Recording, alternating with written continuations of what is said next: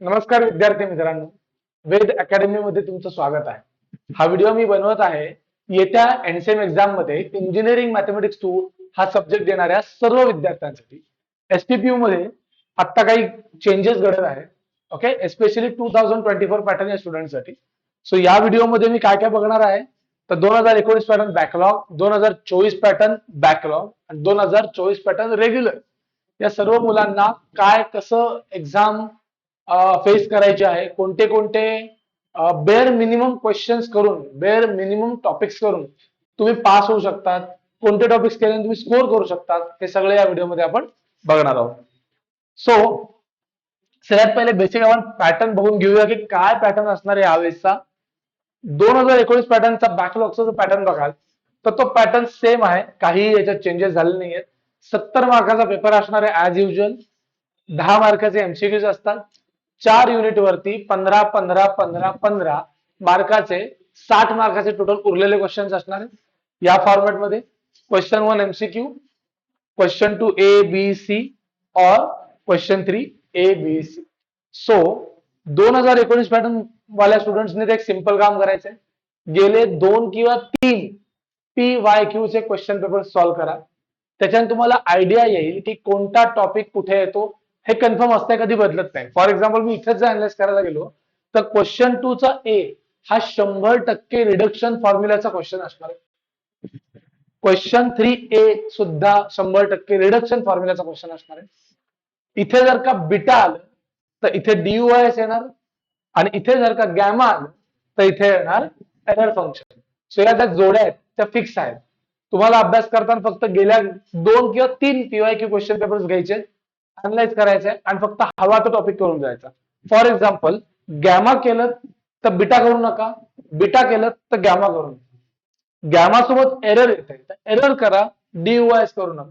So असं paper pattern थोडंसं analyse करा, तुम्हाला तुमच्या कन्सेप्ट क्लिअर होऊन जातील की काय अभ्यास केला पाहिजे. राहिला सगळ्यात मोठा प्रश्न 2024 पॅटर्नच्या मुलांचा, मग तो बॅकलॉग असो किंवा रेग्युलर असो, असं कळलेलं आहे की दोन्ही पेपर सेम येणार आहेत 60 मार्क्सचा. जरी बॅकलॉगचा पेपर असेल जो 70चा एक्सपेक्टेड होता, पण M1 चा पेपर सुद्धा 60 मार्क्सचा आला एसपीपीयूचा. जो 24 पॅटर्नचा 70चा यायला पाहिजे होता बॅकलॉगचा आणि रेग्युलरचा यायला पाहिजे होता 60चा. दोन्ही पेपर सेम आले 60 मार्क्सचे. M2 सोबत सुद्धा हेच होणार आहे. दोन्हीही पेपर बॅकलॉगचा असू दे किंवा रेग्युलरचा असू दे 60 मार्क्सचा पेपर असणार आहे. मग ते बॅकलॉग वाल्यांचं 60चं 70 कसं करायचं हे एसपीपीयू नंतर ठरवेल. सो ते म्हणतील की आम्ही 60 ला 70 मध्ये कन्वर्ट करू, किंवा ते म्हणतील कॉलेजने 10 मार्क देऊन टाका, तुमचं जे काय असेल तो नंतरचा भाग. आता तुम्हाला एक्झाम द्यायची, त्या एक्झाम मध्ये तुमचा पेपर आज 60 मार्काचा असणार आहे आणि खूप जास्त सोपा पेपर असणार आहे, खूप जास्त सोपा. याचं कारण काय, I am talking about pattern सोपा असणार आहे, I am not talking about the questions. Questions थोडेसे अवघड असणार. त्याचं कारण काय, जर तुम्ही बॅकलॉगचा पेपर बघाल मागच्या वर्षीचा, तर त्यात 5 मार्काचा 4 मार्काचा एक क्वेश्चन होता, बॅकलॉगचा 4 मार्काचा क्वेश्चनचा पेपर होता. आता तो 5 मार्काचा होणार आहे. क्वेश्चन मध्ये जेव्हा 1 मार्क वाढतो तेव्हा तो थोडासा अवघड सुद्धा आहे. सो पेपर नक्कीच अवघड असणार आहे, बट नशिबाने हा पेपर पॅटर्न खूप जास्त सोपा आहे आणि तुम्ही कमीत कमी अभ्यास करून फुल स्कोर करू शकता. ही एक चांगली गोष्ट या पॅटर्न मध्ये आहे. तर बघा, 24 पॅटर्न बॅकलॉग असो किंवा रेग्युलर असो, क्वेश्चन नंबर 1 असणार आहे एमसीक्यू 10 मार्काचे. क्वेश्चन 2 जो तुमचा आहे हा युनिट नंबर 1 वरती आहे. ओके, त्याच्यामध्ये टोटल 4 क्वेश्चन असणार आहेत 5-5 मार्काचे. त्यापैकी कोणतेही 2 करायचे, म्हणजे हा क्वेश्चन झाला 10 मार्काचा. 10 मार्काचे असे टोटल 5 क्वेश्चन असणार आहेत, टोटल 50 मार्क आणि 10 मार्काचे एमसीक्यू असं पकडून 60 मार्काचा पेपर असू दे, बॅकलॉग असू दे किंवा रेग्युलर असू दे, पेपर सेम असणार आहे, सारखा पेपर असणार. सो 19 पॅटर्नचा फिक्स आहे 70 मार्काचा पेपर, 24 पॅटर्न काही असू दे 60 मार्काचा आहे. सो आता या गोष्टीत एक ऍडव्हान्टेज आहे की 4 पैकी 2च टॉपिक करायचे. बघ, एक डिसएडव्हान्टेज पण आहे की आतापर्यंत एकही M2 चा असा पेपर आपल्याला बघायला मिळाला नाही, ज्याच्यामधनं आपण थोडंसं PYQs बघून स्टडी करून समजू शकतो की अरे इथे कोणता क्वेश्चन येणार, इथे कोणता क्वेश्चन येणार. हे आपल्याला समजून घ्यायचं असेल तर थोडंसं आपल्याला अंदाज लावायला लागेल. सो मी एक प्रोबॅबल पेपर पॅटर्न तयार केलेला आहे की कोणत्या प्रकारचे क्वेश्चन्स कुठे पडू शकतात, and this is possible, this can be true. Okay, हे असं पडण्याची शक्यता अगदी 99% आहे. कारण it depends on the priorities of the question. त्या युनिटमध्ये कुठल्या क्वेश्चनला जास्त प्रायोरिटी आहे तो क्वेश्चन पडणं आहे. त्यामुळे हा पेपर पॅटर्न मी बनवलेला आहे 24 बॅकलॉग आणि 24 रेग्युलर साठी. सो नीट ऑब्झर्व करा, तुमच्याकडे कुठलाही रेफरन्स पेपर नाहीये. गो थ्रू सिम्पल टॉपिक्स जे मी समजावतो, मी आता काय बोलतोय नीट समजून ऐका. युनिट नंबर 1 मध्ये, क्वेश्चन नंबर 1 मध्ये युनिट 1 to 5 वरती एमसीक्यूज येणार आहेत. एमसीक्यूज पण कुठल्या क्वेश्चन वरती असतात त्याचा एक अंदाज असतो. रिडक्शन वरती एखादा एमसीक्यू असतोच, ज्याच्यामध्ये असा क्वेश्चन असतो, लेट्स से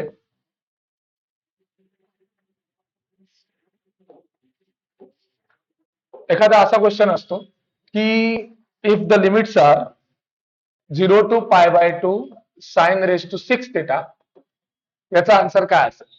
4 ऑप्शन असणार आहेत. याचा आन्सर तुम्हाला फाइंड करायचं युजिंग बेसिक रिडक्शन फॉर्म्युलेज आणि 2 मार्काचा हा क्वेश्चन असतो. सो अशा प्रकारचा एमसीक्यूचा क्वेश्चन पडतोच बऱ्यापैकी, हा एक ठरलेला भाग आहे. त्यानंतर दुसरं बघाल तर कर्व ट्रेसिंग वरती क्वेश्चन पडणार एमसीक्यू वरती.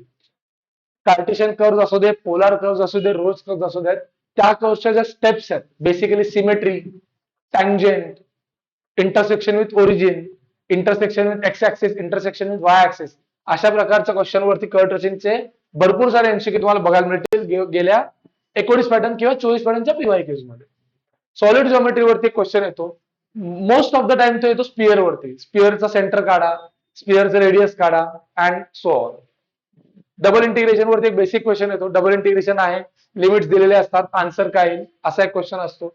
एक्झॅक्ट नॉन एक्झॅक्ट वरती एखादा क्वेश्चन पडतो एखाद मार्काचा, की इक्वेशन दिलंय, एक्झॅक्ट आहे का नॉन एक्झॅक्ट आहे, काय असेल ते इक्वेशन असतं. मग न्यूटन स्कूलिंग लॉ किंवा इलेक्ट्रिकल सर्किट वरती एक असं म्हणतात की हे डिफरन्शिएशन एक इक्वेशन आहे, तर यातल्या 4 पैकी कुठलं न्यूटन्स लॉच आहे, कुठलं इलेक्ट्रिकल सर्किटचं आहे. सो बेसिकली एमसीक्यू साठी वेगळा अभ्यास करायला जाऊ नका. हे 10 मार्क तुमच्या हातातले जे, तुमचा रेग्युलर अभ्यास पूर्ण करा, हे 10 मार्क तुम्हाला मिळतील. Then comes the important part, question number 2. Question number 2 जर बघाल तर रिडक्शन फॉर्म्युलाचा एक क्वेश्चन आहे, गॅमा फंक्शनचा एक आहे, बीटाचा एक आहे आणि डीयूआयचा एक आहे. 4 महत्वाचे टॉपिक्स त्या युनिटमध्ये, ते चारीचा एक एक क्वेश्चन त्यांना टाकणं भाग आहे. Okay, so go with the easy topics. यात जर बघाल तर रिडक्शन फॉर्म्युले थोडासा किचकट टॉपिक, थोडासा अवघड आहे. You have to solve very difficult, मुलांना खूप अवघड जाते इंटिग्रेशन करणं and all. Gamma is very basic topic. Again DUS is very difficult topic. Beta is very easy. So if you can go for beta and gamma, तुम्ही हा topic score करू शकता. But जर त्यांनी रिडक्शनचे 2 क्वेश्चन टाकले तिथे, because reduction have higher priority than all the other gamma, beta and DUS. But असं तर होणं शक्य नाहीये, बिकॉज आपण ऑब्झर्व केले की जे ऑटोनॉमसचे क्वेश्चन पेपर्स बघितलेत मी, काही ऑटोनॉमसचे जे एक्झाम होते त्यांचे क्वेश्चन पेपर्स बघितलेत, त्यांनाही हाच पॅटर्न फॉलो करतात आणि अशाच काही प्रकारचे क्वेश्चन त्यांच्याकडे येतात. सो रिडक्शन रिपीट होणं शक्य नाहीये. बट ज्यांना पास व्हायचंय त्यांनी 2 टॉपिक करायचे, ज्यांना स्कोर करायचे त्यांनी बेर 3 टॉपिक मिनिमम करायचे. ओके, कारण जर का या तिघांपैकी 2च करायचे आपल्याला, पण नेमका एखादा स्किप झाला किंवा एखादा अवघड आला, तर तुम्हाला उरलेले 2 आले पाहिजे. सो ज्यांना पास व्हायचंय त्यांनी फक्त या 3 पैकी 2 टॉपिक करावे, ज्यांना स्कोर करायचे त्यांनी 3 करावेत, आणि ज्यांना 70 पैकी 70 पाडायचे, 60 पैकी 60 पाडायचे, त्यांनी हे 4च्या 4 करायचे. रिडक्शन थोडा अवघड टॉपिक आहे आणि रिडक्शन मध्ये व्हरायटी खूप जास्त आहे. Then comes very easy topic, unit number 2, curve tracing and solid geometry. ह्याच्यात बघा कार्टेशियन तर येणारच, उसको आना ही. Okay, it's very very important topic.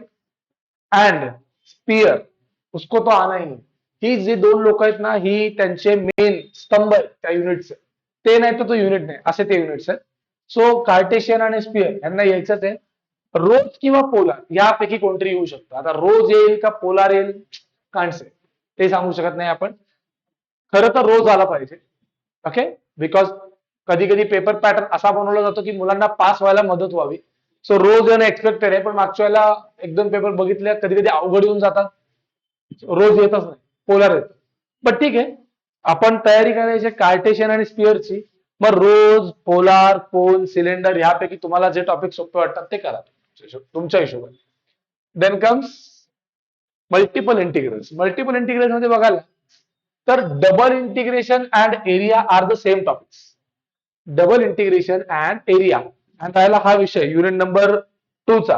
हा अख्खाचा अख्खा युनिट नंबर 2 अख्खाचा अख्खा each and every question solve YouTube वर मी प्लेलिस्ट अपलोड केलेली आहे. गो थ्रू दिस पॉइंट. तुम्हाला सगळे क्वेश्चन जे काही पेपरला येणार आहेत ते ऑल क्वेश्चन तुम्हाला मिळतील. Okay. So unit number 3 double integration and area both are the same things. Area म्हणजे पण डबल इंटिग्रेशन म्हणजे डबल इंटिग्रेशन. सो एक टॉपिक करून तुमचे 2 टॉपिक्स कव्हर होतात. सो मेक शुअर की तुम्ही एरिया आणि डबल इंटिग्रेशन करतातच आहात. बाकी ट्रिपल व्हॉल्यूम सीजीएमआय पैकी I think CG is most prioritised question. So इथे सीजी येणं खूप महत्वाचं आहे आणि इथे व्हॉल्यूम येणं खूप महत्वाचं आहे. कारण ट्रिपल इंटिग्रेशनचं ऍप्लिकेशन व्हॉल्यूम आहे and CG is very basic application of multiple integral. So हा क्वेश्चन कसा फॉर्म होऊ शकतो? डबल इंटिग्रेशनचा क्वेश्चन, व्हॉल्यूमचा क्वेश्चन, एरियाचा क्वेश्चन, सीजीचा question. But according to my priorities go with double integration, area आणि वेळ मिळाला तर व्हॉल्यूम. सगळ्यात बेसिक सगळ्यात सोपा युनिट. कारण या युनिटमध्ये एक एक्झॅक्टचा क्वेश्चन येणार, एक नॉट एक्झॅक्टचा येणार, एक एलडीईचा येणार आणि रिड्युसिबल टू एलडीई म्हणजे बर्नॉलिसचा येणार. हे 2 टॉपिक इतके अवघड आहेत की मुलांना खूप जास्त कन्फ्युज होतो. एलडीई आणि बर्नॉलिस करूच नका. ज्या मुलाला 70 पैकी 70 जरी पाडायचे त्यांनी पण एलडीई आणि सॉरी एक्झॅक्ट आणि नॉन एक्झॅक्टच करावं. 70 पाडायचे तरी पण 60 पाडायचे तरी पण हे 2 टॉपिक, पास व्हायचे तरी पण हेच 2 टॉपिक. सगळ्यात सोपे टॉपिक्स एक्झॅक्ट आणि not exact. Again very easy units. शेवटचे 2 युनिट बोनस बोनस. हे दोन्ही युनिट्स खूप जास्त मोठे बोनस आहेत. न्यूटन लॉ ऑफ कूलिंग इसको तो आना ही है, there is no option. Electrical circuit इसको भी आना है. ह्या दोघांची गॅरंटी 100% आहे. 100% गॅरंटी. हे क्वेश्चन पेपर मध्ये न्यूटन लॉ ऑफ कूलिंग आणि इलेक्ट्रिकल सर्किटचे 2 क्वेश्चन येणार म्हणजे येणारच. Okay, because they have very high priorities in that unit. So overall हा क्वेश्चन पेपर पॅटर्न असा असणार आहे. नॉट 100% गॅरंटी, बट काय होतं की डिपेंडिंग अपॉन जेवढे मी काही ऑटोनॉमसचे क्वेश्चन पेपर चेक केलेत किंवा गेल्या 10-12 वर्षात जे काही मी शिकवले, मला प्रायोरिटीज माहिती आहेत. त्या एक्सपिरियन्सवर मी सांगतोय. असं तुम्हाला कोणीच सांगणार नाही की कुठला क्वेश्चन कुठे पडण्याची गॅरंटी कोणी घेऊ शकत नाही तुमच्यासाठी. आता राहिलं ह्या टॉपिक मधलं पासिंग साठी मी कोणते टॉपिक करू. मला फक्त पास व्हायचं तर कोणते टॉपिक करू फॉर 2024 पॅटर्न ओनली. 19 पॅटर्नचं व्हायचं मी सांगतो. पण जर 2024 वाल्यांना फक्त पास व्हायचं असेल, 60 पैकी 24 मार्क पडायचे असतील तर आपल्याला फक्त 6 क्वेश्चन बरोबर आणायचे. किती क्वेश्चन बरोबर आणायचे? 6. 6 चोक अरे सॉरी 5 मार्काचा आहे ना आता. तर बेस्ट आहे आता. तर 5 मार्काचा क्वेश्चन येते. हा 5 मार्काचा आहे. स्वतः फक्त आपल्याला 5 क्वेश्चन बरोबर आणायचे. 5 कोणते आणू आपण? Gamma, Cartesian, exact, not exact, Newton's law of cooling, electrical circuits. अजून मी तर अवघड युनिट मल्टिपल इंटिग्रल हातच नाही लावलाय. एक्स्ट्रॉज मध्ये एरियाचे क्वेश्चन खूप जास्त सोपे असतात.